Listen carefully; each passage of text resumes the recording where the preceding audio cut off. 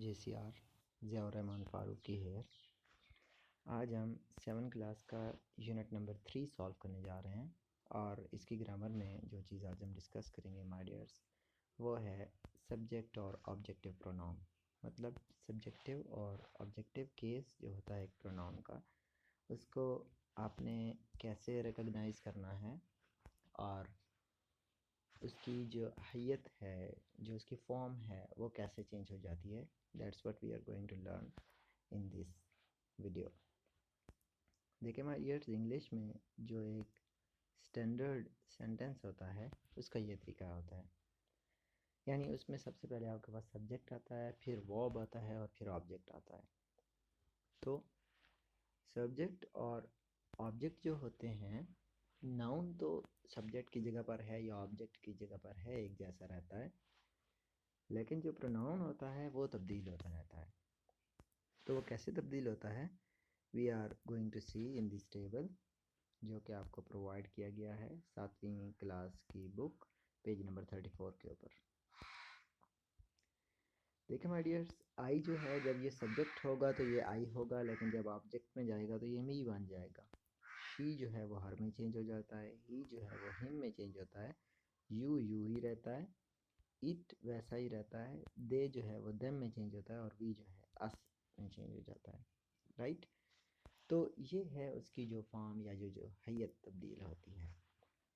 तो अब हम इस गिवन एक्सरसाइज में डिस्कस करेंगे कि आया कि ये सेंटेंस है, सेंटेंस में सब्जेक्ट जो है या ये ऑब्जेक्ट है, तो हमने कौन सा केस लगाना है। देखें, पहला है Jameel and I are friends. Jameel और हम दोस्त हैं, तो ये जमील और मैं दोस्त हैं, तो ये सब्जेक्ट और ये ऑब्जेक्ट। तो देखें, फ्रेंड्स जब ऑब्जेक्ट की तरफ आया है तो ये वैसा ही रहा है। ठीक है जी। तो यहाँ पर हम देखते हैं कि आई जो है जब सब्जेक्ट में है तो आई है, लेकिन वो कहता है कि डैश और फ्रेंड्स। तो अब हमने इन दोनों की जगह पर एक प्रोनाउन लिखना है, लेकिन फिर याद रखें कि आर तो आ गया वर्ब, तो इससे पहले सब्जेक्टिव केस आएगा। तो जब हम दोनों को, चूँकि आई इसमें शामिल है, तो ये वी इस्तेमाल करेगा कि हम फ्रेंड्स हैं। द कंप्यूटर इज़ ब्रोकन, तो द कंप्यूटर की जगह पर हमने प्रोनाउन लिखना है। तो देखें, इज़ और फिर ब्रोकन, तो इसका मतलब है कि यहाँ पर सब्जेक्टिव केस और इट लगाएंगे। She will talk to Jamila later today, यानी वो बाद में जमीला से बात करेगी। तो शी हो गया सब्जेक्ट, विल टॉक वर्ब हो गया और टू जमीला ये ऑब्जेक्ट है। तो she will talk to her लिखेंगे, यानी शी का हम ऑब्जेक्टिव, क्योंकि ये सब्जेक्टिव है तो आगे वाला वो ऑब्जेक्टिव है। He does not know Palwasha and Maria. He does not know, अब पलवशा एंड मारिया दोनों के लिए दे यूज़ होगा, क्योंकि इसमें आई नहीं है, दोनों थर्ड पर्सन है। वहाँ पर आई था पहले में, तो तब हमने इसको वी बनाया था, अब हम इसको दे बनाएंगे। लेकिन ही सब्जेक्टिव है और यहाँ हमने दे का ऑब्जेक्टिव केस जो कि यहाँ पर गिवन है, हम यहाँ पर देम लगाएंगे जो कि लिखा हुआ है। नेक्स्ट माय डियर, लास्ट जो हमारे पास है वो है the teacher helped my friends and me. तो अब चूँकि helped my friends and me, तो इसमें चूँकि फिर मी शामिल है यानी आई शामिल है, तो इसका जब हम ऑब्जेक्टिव बनाएंगे तो वी से के हिसाब से बनाएंगे। ये सब्जेक्टिव है, सब्जेक्ट है, ये वर्ब है और ये ऑब्जेक्ट है, तो वी का ऑब्जेक्ट जो है हम अस लगाएंगे, जैसे कि आप टेबल में देख रहे हैं। माय डियर्स, इसके बाद जो नेक्स्ट चीज़ है वो है पोजेसिव प्रोनाउन। पोजेसिव प्रोनाउन जो होता है, ये कोई पोजेशन या मलकियत ज़ाहिर करता है, तो इसको हम पोजेसिव प्रोनाउन कहते हैं। जैसा कि माइन है, योर्स है, हर्स है और देयर्स है, ये आज हम डिस्कस करेंगे। वैसे माइन जो है इसको माई भी कहा जाता है, योर्स को योर भी कहा जाता है और हर्स को हर भी कहा जाता है और देयर्स को देयर भी कहा जाता है। लेकिन ये सारे जो मैंने लिखे हैं, ये जब नाउन से पहले आते हैं तब कहा जाता है, और जब इनके बाद नाउन आ रहा होता है तब हम ये फॉर्म लिखते हैं। अदरवाइज़ आपने सिंपली यहाँ पर बैग लिखेंगे, तो जैसे कि माई बैग और योर बैग और हर बैग और देयर बैग। लेकिन जब हम बैग को पहले लिख लेंगे या फिर बैग लिखेंगे ही नहीं, तो तब हम माई की जगह पर माइन लिखेंगे, योर की जगह पर योर्स, हर्स और फिर देयर्स लिखेंगे। तो अब हम इसको एक नाउन फ्रेज के तौर पर इस्तेमाल करते हैं। ठीक है जी, नाउन फ्रेज के तौर पर कैसे इस्तेमाल करते हैं आप इसको देखें। इज़ दैट आरएफ्स बाइसिकल, कि क्या ये आरएफ की साइकिल है? वो कहता है नो इट्स माई बाइसिकल, नहीं ये मेरी बाइसिकल है। तो अब ये जो इट्स माई बाइसिकल है, तो यहाँ पर ये जो माई बाइसिकल आया ये नाउन फ्रेज है। अब हम इस नाउन फ्रेज की जगह पर सिर्फ माइन लिख देंगे। ठीक है जी, अब हमने बाइसिकल को निकाल दिया और माई को भी निकाल दिया, यानी हम यहाँ पोजेसिव केस के बाद आने वाला जो नाउन था उसको निकाल दिया और माई को माइन में तब्दील कर दिया। नेक्स्ट है हुज हाउस इज़ दिस, ये घर किसका है? इज़ इट योर हाउस, क्या ये आपका घर है? तो योर हाउस की जगह पर हम सिर्फ योर्स लिख देंगे। इज़ इट योर्स, कि क्या ये आपका है, राइट। नेक्स्ट है माय डियर्स, और वो है कि हुज, नेक्स्ट है sorry, her bag is grey, उसका बैग जो है वो ग्रे है। माई बैग इज़ ब्राउन, तो अब हम माई बैग की जगह पर लिखेंगे माइन। ठीक है, सेंटेंस बनेगा हर बैग इज़ ग्रे और यहाँ पर लिख देंगे माइन और लिखेंगे mine is brown. I hope आपको क्लियर हो गया होगा। Let's move there. और वो कहता है write the correct possessive pronouns into the gap the second sentence in each question to give it the same meaning as the sentences before it, यानी हमने इसको वही मानी देना है। तो देखते हैं that photograph belongs to them, कि वो फ़ोटो जो है वो उनका है। that photograph is theirs, them है तो अब हम their नहीं बल्कि theirs लगाएंगे। क्यों? क्योंकि अब हम their और फिर photograph दोनों को की जगह पर theirs लगा रहे हैं। that bracelet belongs to me, ये जो ब्रेसलेट है ये मेरा है। दैट ब्रेसलेट इज़ माइन, अब माई ब्रेसलेट की जगह पर अब हमने माइन लिख दिया। इस तरह this suitcase belongs to us, यानी ये सूटकेस जो है ये हमारा है। This suitcase is ours. और नेक्स्ट है these boots belongs to him, these boots are his. और this computer belongs to me and my brother, this computer is ours. Okay, OURS। Ours क्यों बनाया? क्योंकि यहाँ पर एक मी है और माई ब्रदर है, तो दोनों मिलकर वी बनाएंगे और वी का हमने पोजेसिव जो है जो नाउन फ्रेज को रिप्लेस करके आता है वो हम आवर्स लिखेंगे, राइट। मूविंग नेक्स्ट हमारे पास है reflexive pronoun. My dear, reflexive pronoun जो होता है ये एक रिफ्लेक्शन ज़ाहिर करता है पहले यूज़ होने वाले प्रोनाउन की, और उर्दू में जब हम इसको कहते हैं तो हम इसके मानी खुद के मानी करते होते हैं। As a direct object when the object is the same as the subject of the verb, यानी जब ऑब्जेक्ट और सब्जेक्ट जो हैं वो सेम वर्ब के होते हैं। जैसा कि she is instructing herself to cook, यानी वो अपने आप को कुक करना सिखा रही है। ओके, तो देखें शी और फिर यहाँ पर हर सेल्फ। नेक्स्ट है Maria, be careful while riding motor bike, you might hurt yourself, तो काम करने वाला कौन सा है और जिस पर काम हो रहा है वो कौन सा है? तो दोनों जो हैं वो एक ही इससे बिलोंग करते हैं, वर्ब से। तो दैट्स वाई अब हम यहाँ पर रिफ्लेक्सिव प्रोनाउन लिखेंगे। Something alone and are without any help, यानी जो काम बंदा खुद करता है अकेले में और किसी और की हेल्प नहीं लेता उसमें, यानी खुद के मानी में जो आप यूज़ करते हैं उर्दू में। She lived by himself in a city, he lived यानी वो इकलौता एक नए शहर में रहता था। We walked home by herself, she walked home by herself, यानी वो अकेली घर आई।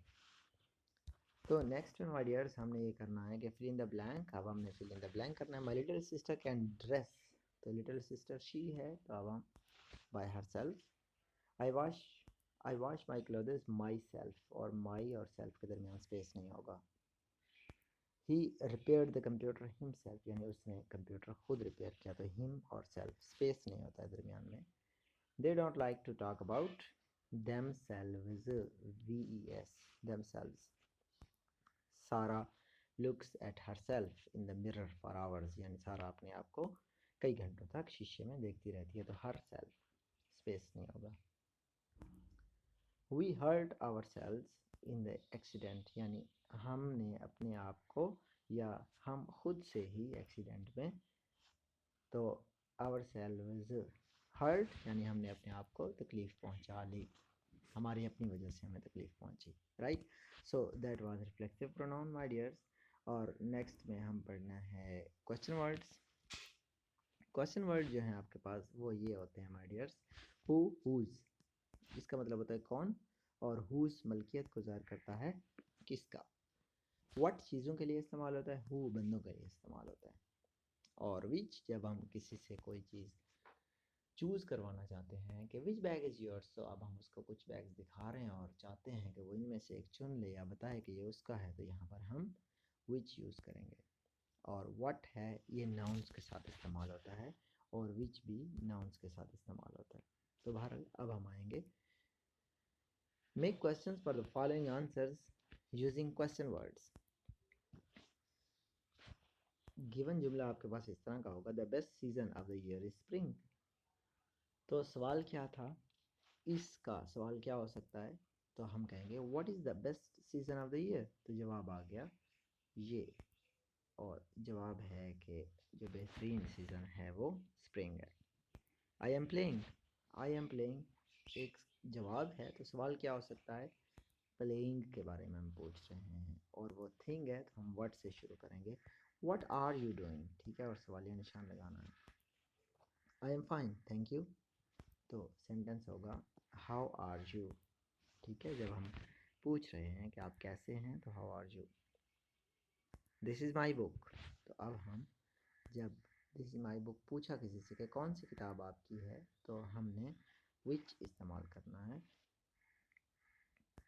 विच बुक इज़ योर्स, यानी कौन सी किताब आपकी है। या अब हम यहाँ पर हुज भी इस्तेमाल कर सकते हैं और हम कहते हैं whose book is this, okay. तो ये होगा my dear, whose book is this, और सवालिया निशान लगाना है माय डियर। नेक्स्ट है I will visit the library tomorrow, मैं कल लाइब्रेरी जाऊँगा। तो अब हम इसका वेयर से स्टार्ट कर सकते हैं और व्हाट से स्टार्ट कर सकते हैं, what will you visit tomorrow, यानी कल आप कहाँ का विजिट करेंगे, तो what will you do tomorrow, do भी हो सकता है विजिट भी हो सकता है, राइट। लास्ट टॉपिक है हमारी यार हमारे पास इनडेफिनेट प्रोनाउन। इनडेफिनेट प्रोनाउन जो होता है ये इनडेफिनाइट यानी कि लामहदूद चीज़ों के लिए इस्तेमाल होता है, जब हम किसी को मखसूस नहीं बना रहे होते तब। रेफर टू पीपल और थिंग्स विदाउट सेइंग एग्जैक्टली, यानी जब हम सही तौर पर नहीं कह रहे कि कौन सी चीज़ किसकी है, तो तब हम ये यूज़ करते हैं।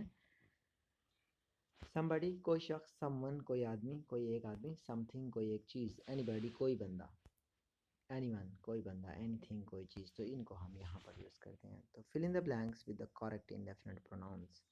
store is full, we don't need to buy, तो यहाँ पर अब anything आएगा, यानी store full हो गया है, अब हमें मज़ीद कोई चीज़ ख़रीदने की ज़रूरत नहीं है। We don't need to buy, don't मनफी आ गया है तो इस वजह से आपने जमा वाला एनीथिंग लगाना है।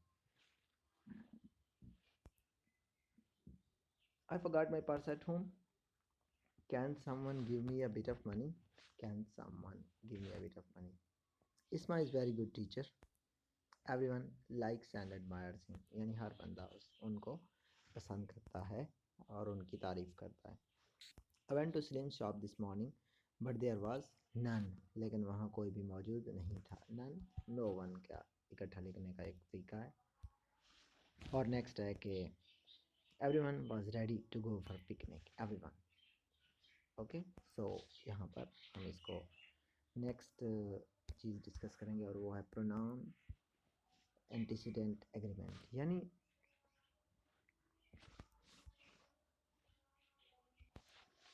My dear that's the last thing which we are going to do, और वो है प्रोनाउन एंटीसीडेंट और एग्रीमेंट।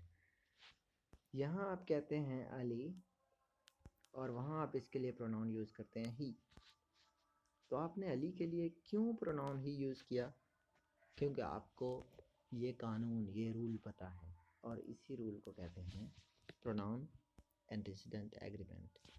यानी प्रोनाउन से पहले जो नाउन आया जिसकी जगह पर आप वो प्रोनाउन यूज़ कर रहे हैं उसको कहते हैं एंटीसीडेंट। समझ आ गई है। तो the word antecedent means something that precedes something, यानी कोई चीज़ जो इससे पहले आती है in language it is a word that pronoun refers to. तो ज़ुबान को जब हम पढ़ रहे होते हैं तो उसमें ये एक ऐसा लफ्ज़ होता है जिसकी तरफ ये फोकस कर रहा है। Since the pronoun replaces the noun it has to agree with the number and gender. तो यहाँ पर हमने नंबर, अगर ये सिंगल है तो इसको भी सिंगल होना चाहिए था, जिसके लिए ये सिंगल है। और जो इसका जेंडर है, अली की जगह पर आप ही यूज़ नहीं कर सकते हैं। क्यों नहीं कर सकते? क्योंकि आपको जेंडर पता है अली का, ठीक है जी, ये मेल का जेंडर होता है। Pronoun which replaces the noun must agree with in this ways. Subjective यानी जो सब्जेक्ट है तो उसको सब्जेक्ट की जगह पर ही लिखना चाहिए। जैसे कि अगर है ना आई लाइक अली, ठीक है जी, तो यहाँ पर अली जो है वो ऑब्जेक्ट है और मैं सब्जेक्ट हूँ। तो जब अली यानी कि एंटीसीडेंट हमारे पास सब्जेक्ट है, तो जो मैं इसका बनाऊंगा नेक्स्ट सेंटेंस में प्रोनाउन, तो आई लाइक हिम कहूँगा, ना कि ही कहूँगा। अब अली की जगह पर मैं हिम यूज़ नहीं करूँगा। क्यों नहीं करूँगा? क्योंकि मुझे पता है कि अली सब्जेक्ट ऑब्जेक्ट था तो उसको भी ऑब्जेक्ट होना चाहिए, ठीक है जी। नेक्स्ट है कि जब वो ऑब्जेक्ट होगा तो नेक्स्ट को भी ऑब्जेक्ट होना चाहिए। और नेक्स्ट है माय डियर्स कि जब एक फेमिनिन यानी कि मुअन्नस नाउन है तो उसके लिए मुअन्नस प्रोनाउन होना चाहिए। जब एक मुज़क्कर है तो उसके लिए आपने मुज़क्कर लगाना है। जब कोई सिंगुलर है तो उसके लिए सिंगुलर, और इसी तरह प्लूरल के लिए प्लूरल प्रोनाउन लगाना है। We must replace the singular masculine subject noun Rashid. इस जुमले में अगर आप देखें तो Rashid needed a camera. Rashid subject है और कैमरा ऑब्जेक्ट है, तो रशीद के लिए हम ही लगाएंगे और कैमरा के लिए इट होता है, और इट का जो ऑब्जेक्टिव केस होता है वो होता है, ठीक है जी। तो अब हमने क्या करना है माय डियर, नेक्स्ट एक्सरसाइज में सर्कल द करेक्ट प्रोनाउन, यानी आपने करेक्ट प्रोनाउन लगाना है। मैं आपको ये हल करके देता हूँ। जवेरिया एंड सारा सेड, जवेरिया और सारा ने कहा, तो ये दो हैं। दे वर टू टायर्ड, के वो बहुत थकी हुई थी। तो थकी हुई थी इसका मतलब है हम सब्जेक्टिव लगाएंगे, शी नहीं लिखेंगे। क्यों नहीं लिखेंगे? क्योंकि ये दोनों जमा हैं और जमा के लिए हम दे इस्तेमाल करेंगे। सब्जेक्टिव हैं तो हम यहाँ पर भी सब्जेक्टिव लिखेंगे। Every student wants to impress, okay जी। तो यहाँ थोड़ा सा ट्रिकी है। एवरी स्टूडेंट, हर स्टूडेंट, जब हर स्टूडेंट है तो हम उसकी जगह पर हिज भी नहीं लिख सकते, हर भी नहीं लिख सकते, देयर लिखेंगे, ठीक है जी। क्यों लिखेंगे? क्योंकि देयर जो है वो मेल और फीमेल दोनों का जब हमें कंफर्म पता नहीं होता, और स्टूडेंट आपको पता है कॉमन जेंडर है, तो इसकी जगह पर हम देयर लिखेंगे कॉमन जेंडर के लिए। वो तानिया एंड जावेद, अब तानिया और जावेद दोनों जेंडर्ड हैं तो इसके लिए यहाँ पर हम दे सेलेक्ट करेंगे। The cat is eating from, अब कैट है, सिंगल है, और यहाँ पर हम इसका पोजेसिव लिखेंगे पॉट के लिए, तो इट्स लिखेंगे क्योंकि कैट सिंगल है। और please remind each student to bring, अब ईच स्टूडेंट, हर स्टूडेंट, वहीं कॉमन जेंडर वाली बात है तो यहाँ पर देयर होमवर्क, राइट। तो that's it for today my dears. Unit 3 की ग्रामर फिनिश हो गई है। मिलते हैं अगली वीडियो में। Take care.